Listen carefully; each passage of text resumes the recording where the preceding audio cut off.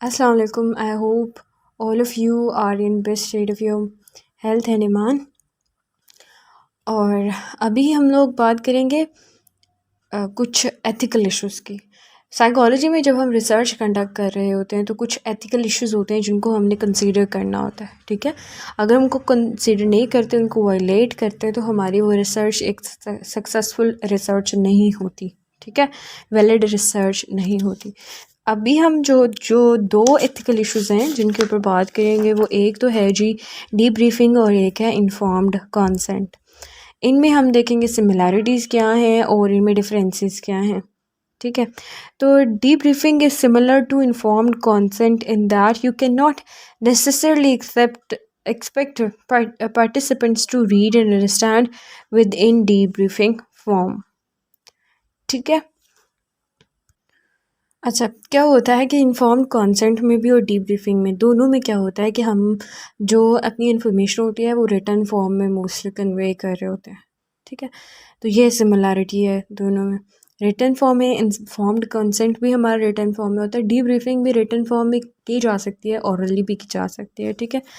In debriefing relevant practical information and referrals to other sources for help is provided, ठीक है।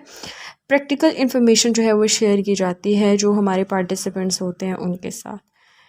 अब हम सबसे पहले देखते जाते हैं इनके डिफरेंसेस और सिमिलैरिटीज़ को स्टेप बाय स्टेप। डीब्रीफिंग में क्या होता है, explaining the research in a short and comprehended way is known as debriefing. कि आप पूरी की पूरी रिसर्च को, पूरी की पूरी जो आप लोगों ने काम किया है उसको कम्प्रिहेंडेड फॉर्म में, शॉर्ट फॉर्म में बिल्कुल जो है अपने पार्टिसिपेंट को बता देते हैं कि जी हमने स्टार्टिंग से एंड तक ये काम किया है, ठीक है।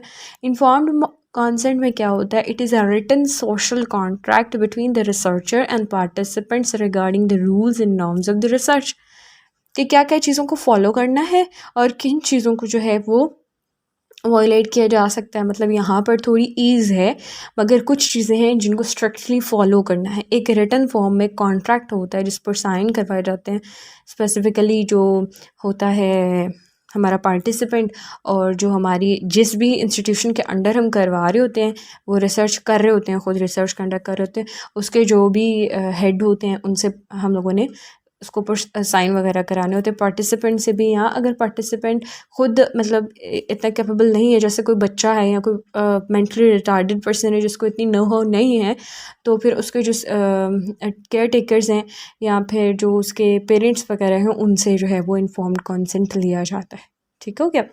सेकंड जो आ जाती है बात यह है कि debriefing eight the end of the research provide की जाती है, मगर जो इन्फॉर्म्ड कंसेंट है that is circulated in the beginning of the research. वो रिसर्च को स्टार्ट करने से पहले बता दिया जाता है कि ये रूल्स एंड रेगुलेशंस हैं, इनको फॉलो करना ही करना है, इनके बगैर हम फर्दर प्रोसीड नहीं करेंगे। मगर डीब्रीफिंग में क्या है, जब रिसर्च सारी होगी तो वो eight the and short form में पार्टिसिपेंट को बता दी जाती है। For example, in the end of the research, whole research process of developing a drug is shared with participant, कि किस तरह से कोई ड्रग बनाई गई, क्या किस तरह से उसको यूज़ किया गया रिसर्च में, ठीक है। ये सारी चीज़ें एट द एंड पार्टिसिपेंट के साथ शेयर की जा रही हैं। इन्फॉर्म्ड कंसेंट में अगर हम, दैट वाज डीब्रीफिंग जिसमें हम लोगों ने ड्रग की डेवलपमेंट हम लोगों ने पार्टिसिपेंट के साथ शेयर की एट द एंड। अब इन्फॉर्म्ड कॉन्सेप्ट में क्या है कि in the starting written document is filled from participant including statements like I am willing to participate, I will not withdraw etcetera, ठीक है। ये सारी चीज़ें उस इन्फॉर्म्ड कॉन्सेप्ट में होती है, ये फिल करवाई जाती हैं at the start of the research. Debriefing benefits both participant and research. किस तरह से क्या होता है कि डीब्रीफिंग में क्या होता है कि रिसर्चर को भी ऑब्वियसली फ़ायदा हो रहा होता है क्योंकि वो अपनी रिसर्च को कंडक्ट करा रहा होता है, वो अपना जो उसका काम होता है उसको कंप्लीट कर रहा होता है। और जो पार्टिसिपेंट होता है और वो उसको मतलब समराइज़ कर सकता है डीब्रीफिंग में ना।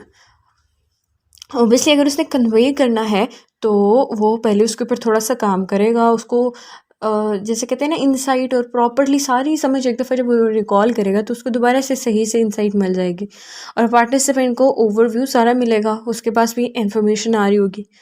अब इन्फॉर्म्ड कंसेंट में क्या होता है कि रिसर्चर और participant they both enter into social contract जिसको दोनों ने फॉलो करना है। कुछ चीज़ें हैं जो रिसर्चर को फॉलो करनी है और कुछ चीज़ें हैं जो पार्टिसिपेंट को फॉलो करनी ही करनी है इन द रिसर्च। ठीक है। Debriefing informs participants about the nature of the research and their role in the study. ठीक है, सारी इन्फॉर्मेशन उसको बताता है कि कैसी नेचर कैसी रिसर्च थी हमारी। ठीक है, क्या क्या इसके टॉपिक्स थे, हम लोगों ने क्या चीज़ इसमें ऑब्जर्व की और उनका क्या रोल था, हमारे जो पार्टिसिपेंट हैं उनका क्या रोल था इस रिसर्च में, इस स्टडी में। इन्फॉर्म्ड कॉन्सेंट में क्या होता है, individual need not be pressurised to participate in the research. Obviously informed consent ये होता है कि वो विलिंगली फॉलो करता है, विलिंगली उसको फिल करता है इन्फॉर्म्ड कॉन्सेंट को। पार्टिसिपेंट उसको प्रेशराइज नहीं किया जाता। ठीक है, मगर अगर वो एक दफ़ा फिल कर लेता है और उसके रूल्स में ये लिखा हुआ है कि वो विदड्रॉ नहीं करेगा तो फिर जो है वो उसके लिए जो है मुमकिन नहीं होता कि वो बैकआउट करे। जो गोल होता है डीब्रीफिंग का वो ये है, individual feels good about their participation. ठीक है, डीब्रीफिंग उसको एक दफ़ा सारा पता चल गया, तो उसने देखा कि अच्छा ये काम हो गया है और इसमें मैंने भी कुछ कंट्रीब्यूट किया है, मुझ पर कुछ रिसर्च किया गया, मैं इस रिसर्च में यूज़ हुआ हूँ, तो उसको अच्छा फील होता है ऑब्वियसली। और जो इन्फॉर्म्ड कंसेंट क्या है, उसका गोल क्या है, to make research ethically validated. ठीक है, कि रूल्स और रेगुलेशंस वगैरह को फॉलो करके प्रॉपर सिस्टमेटिकली रिसर्च को कंडक्ट कराया गया है तो ऑब्वियसली वो एथिकली वैलिडेट होगी।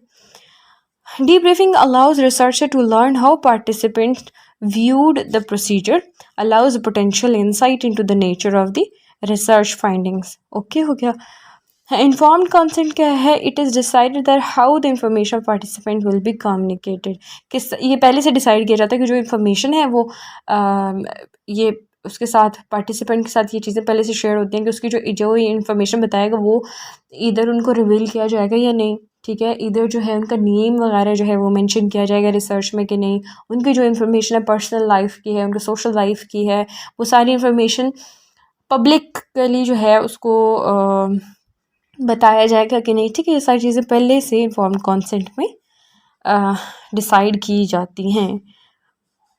अच्छा, it must be obtained from legal guardians for individuals unable to provide consent. अच्छा, जो इंडिविजुअल्स ऑब्वियसली मैंने स्टार्टिंग में बताया था कि इन्फॉर्म्ड कंसेंट नहीं प्रोवाइड कर सकते, उनके पास इतना मतलब इंसाइट नहीं है, वो नहीं जानते इन चीज़ों को, जैसे मेंटली रिटार्डेड हैं या बच्चे हैं, तो फिर उनके गार्डियंस किससे जो है वो इन्फॉर्म्ड कंसेंट लिया जाता है। Participants are ethically obligated to behave appropriately. Informed consent ले लिया गया, अब एथिकली जो है उन्होंने अप्रोप्रिएटली बिहेव करना ही करना है और that is very important for them. ठीक है, participants must be allowed to withdraw at any time without penalty. अगर ये चीज़ पहले से डिसाइडेड नहीं है इन्फॉर्म्ड कंसेंट में कि वो विदड्रॉ कर सकते हैं या नहीं, तो वो विदड्रॉ कर सकता है। ठीक है, अगर ये चीज़ पहले से मेंशन है कि उसने विदड्रॉ नहीं करना है तो फिर वो विदड्रॉ नहीं कर सकता।